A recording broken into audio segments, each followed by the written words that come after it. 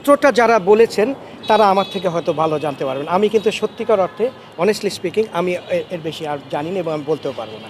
Well, এটা তো BPL এর যারা গভর্নিং বডি আছেন তারা বলতে পারেন, তবে ওনাদেরকে একটুখানি মিঠু ভাই বা যারা আছেন তাদেরকে জিজ্ঞেস করলে বলতে পারেন। আমি আমার জুরিডিকশনে প্রশ্ন করলে আমি খুব কমফোর্টেবল ফিল করব।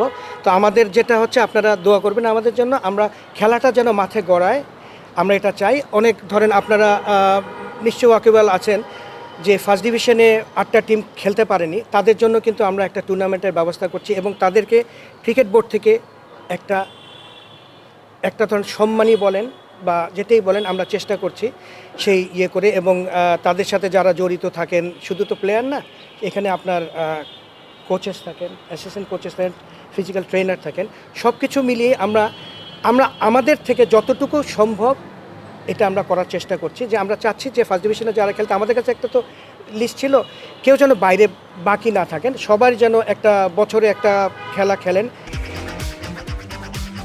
বাবা, এত এনার্জি কই পাও? এই পাওয়ার চুমুকে অ্যাকশন।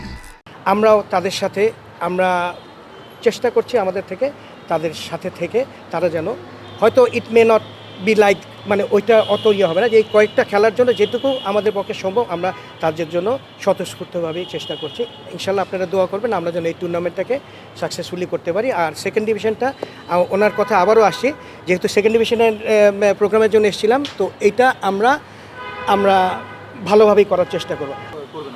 ওয়েল, এই প্রক্রিয়াটা আমরা আপনারা যেরকম বলেছেন আমরাও এটা চিন্তা করছি যে আমাদেরকে এটা তো স্টেপ বাই স্টেপ আসছে না, একটা ধারাবাহিকতা আরেকটার সাথে এফেক্ট করবে। এটার ব্যাপারে আমরা এখনও কোনো কংক্রিট ডিসিশন নিতে পারিনি।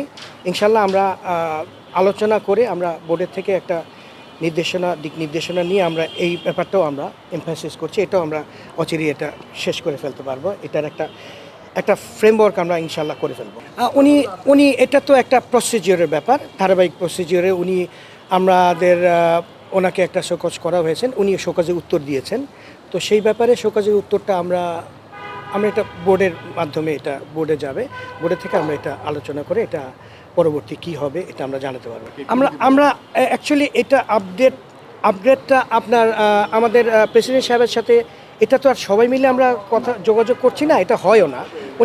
উনি যেদিন মিটিংয়ে করেছিলেন ওই দিন হয়তো কয়েকজন ইয়ে করেছেন, ওনারা ভালো বলতে পারবেন। আর এটা তো ধরেন একটা খুব মানে ওনাদের একটা ডেলিকেট ইস্যু, এই ব্যাপারে আমরাও এখনও পর্যন্ত আমরা অতটুকু জানি না। নিশ্চয়ই আমরা আজকে কালকের মধ্যে হয়তো একটা কংক্রিট কিছু আমরা জানতে পারবো, এটা আমাদের বোর্ডের মাধ্যমে হয়তো আপনারাও জানতে পারবেন।